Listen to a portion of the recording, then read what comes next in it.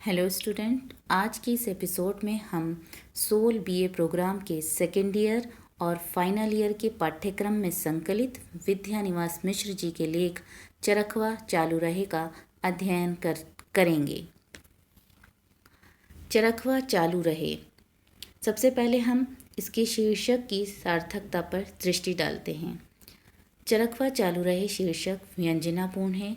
यह एक भोजपुरी पंक्ति है जिसका अर्थ है चरखा चलता रहे। देखिए, जब हम चरखा शब्द बोलते हैं तो हमारे मन मस्तिष्क में एक छवि उभर कर आती है। वो छवि किसकी होती है? गांधी जी की। गांधी जी चरखे पर सूत काटते हुए हमें हमारे मन मस्तिष्क में नज़र आते हैं। तो ऐसा क्यों होता है? क्योंकि गांधी जी ने ही चरखे को स्वाधीनता आंदोलन के दौरान स्वराज्य प्राप्ति के प्रतीक के रूप में स्थापित किया था और चरखे को अंतर्राष्ट्रीय मंच पर एक पहचान दिलाई थी। चरखा एक और तो भारत के विश्व प्रसिद्ध कपास वस्त्र उद्योग का प्रतीक है, वहीं दूसरी ओर कृषि प्रधान देश भारत के जुलाहा समुदाय की शक्ति, भक्ति, साधना, श्रम और देशीय एकत्व भावना का प्रतीक है। लेखक ने चरखवा चालू रहे की भावना को गांधी जी के स्वतंत्रता संग्राम के मध्य सक्रिय रहे असहयोग आंदोलन और परिश्रमशीलता से जोड़ा है। जैसा कि हम सभी जानते हैं कि असहयोग आंदोलन गांधी जी द्वारा चलाए गए महत्वपूर्ण आंदोलनों में से एक है, जिसमें उन्होंने स्वदेशी वस्तुओं के प्रयोग पर बल दिया था और विदेशी वस्तुओं का बहिष्कार किया था। यहाँ लेखक ने सूत काटने की पूरी प्रक्रिया का लेखा जोखा अंचल विशेष के शब्दों से इस प्रकार सजाया है कि चरखे की रचना प्रक्रिया और सूत काटने का सिद्धांत हमारे सामने जीवंत हो उठा है। हम चरखा किस प्रकार से बना है, चरखे के कौन कौन से हिस्से होते हैं, चरखे के किस अंग को क्या कहा जाता है और सूत कैसे काटा जाता है, सूत किस प्रकार का होता है, ये सब हमारे सामने जीवंत हो उठा है।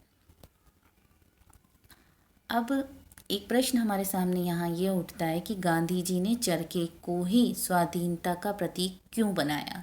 तो इसका जवाब ये है कि गांधी जी ने चरखे को ही स्वाधीनता का प्रतीक इसलिए बनाया क्योंकि चरखा निरंतर गतिशील और निष्ठायुक्त प्रक्रिया है। यह एक शक्ति है, भक्ति है, श्रम साधना है, या यूँ कहें कि यह एक मनोयोग साधना है। एक शब्द आजकल हम ज़्यादातर सुनते हैं कि मेडिटेशन, जिसे चिंतन कहा जाता है, ये एक मन का योग है। तो चरखे में भी तन्मयता के साथ, एकाग्रता के साथ, कर्मठता के साथ श्रमशील रहने की साधना होती है। ये आराम तलबी की नहीं, अगर तन्मयता के और एकाग्रता के साथ एक कार्य किया जाता है जिसमें श्रम के साथ साथ मनुष्य का मन भी जो है वो योग करता है। अब इसमें आगे हम देखते हैं कि जब लेखक ने इसे गांधी जी से जोड़ा है तो उनके विचार क्या रहे हैं स्वाधीनता प्राप्ति के लिए। तो उन्होंने गांधी जी के विचार में स्वाधीनता प्राप्त करने के लिए धैर्य, परिश्रम, एकाग्रता, निरंतरता आदि की आवश्यकता होती है। इसी प्रकार चरखा चलाने में भी धैर्य, परिश्रम, निरंतरता की आवश्यकता होती है। अब आगे हम ये देखते हैं कि इस लेख के माध्यम से लेखक क्या कहना चाहता है। तो इस लेख के माध्यम से लेखक ने लोगों को धैर्य रखने, परिश्रमी बनने की प्रेरणा दी है। साथ ही अंचल विशेष के शब्दों द्वारा चरखे की रचना प्रक्रिया से हम अवगत कराते हुए हमें यह समझाने का प्रयास किया है कि स्वाधीनता आंदोलन रूपी चरखा निरंतर चलता रहे। हमें निरंतर चलता रहे, इसके तार न टूटे, अर्थात स्वतंत्रता प्राप्ति की भावना कभी भी कमज़ोर न पड़े। साथ ही देश आत्मनिर्भर बने, आर्थिक रूप से समृद्ध बने, संपन्न बने।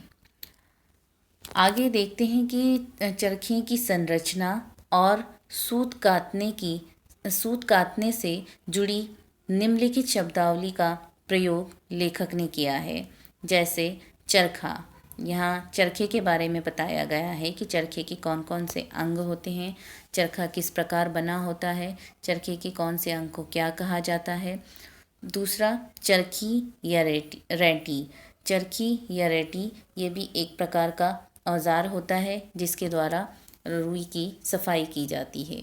गोठी, फिर तीसरा पोनी, पौनी, पूनी, धुनकी, पिंजन, तकली इत्यादि।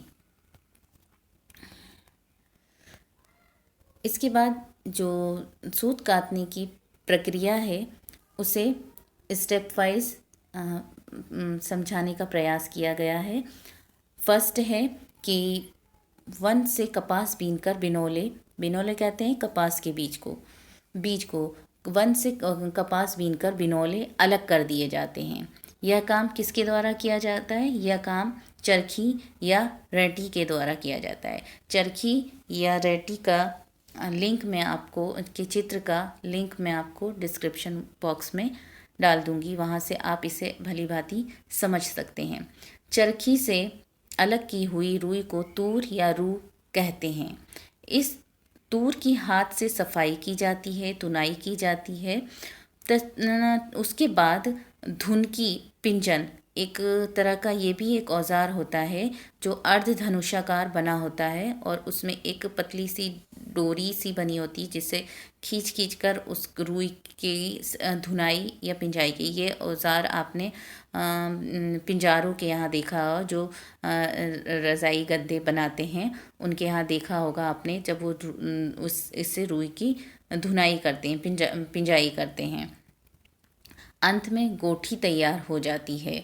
रुई के धुने ढेर को गोठी कहते हैं। गोठी से छोटे छोटे गोले बनाए जाते हैं। ये छोटे छोटे गोले थोड़े लंबे भी बनाए जाते हैं या इसको ऐसे इस प्रकार से गोल गोल करके बनाया जाता है। इसको या लंबे या गोल दोनों ही तरीके के बनाए जाते हैं। इससे पोनी और प्यूनी या पूनी या पीर कहा जाता है। इसके पश्चात चरखे से सूत काटने की प्रक्रिया आरंभ होती है। सीधे सीधे चरखे में नहीं डाल दिया जाता है। इन सब चीज़ों से गुजरने के बाद चरखे से सूत काटने की प्रक्रिया जो है वो प्रारंभ होती है। इस चैप्टर के में कुछ प्रमुख विचार बिंदु जो हैं वो उभर कर आए हैं। तो पहला है उसमें कि चरखा काटने वाली स्त्रियों को कत्तिनें कहा जाता था। चरखा काटने में महत्वपूर्ण भूमिका स्त्रियों की भी रही है और इन्हीं स्त्रियों ने स्वाधीनता आंदोलन में महत्वपूर्ण भूमिका अदा की थी कि वो अपने घर बैठे ही स्वाधीनता जो आंदोलन चल रहा है उसमें अपना महत्वपूर्ण योगदान दे सकती थी। तो इन स्त्रियों को क्या कहा जाता है? चरखा काटने वाली स्त्रियों को कत्तिनें कहा जाता है और चरखा काटने वाले पुरुषों को कत्ती कहते हैं। सूत दो प्रकार की होती है, मोटी और पतली। पतली सूत जनेऊ या पूजा के लिए प्रयोग की जाती है जिसे तकली पर काटा जाता है। इसका भी विवरण जो है मैं डिस्क्रिप्शन बॉक्स में दे दूंगी, वहाँ आप इसको देखकर अच्छे से समझ सकते हैं। मोटा सूत चरखे से काटा जाता है।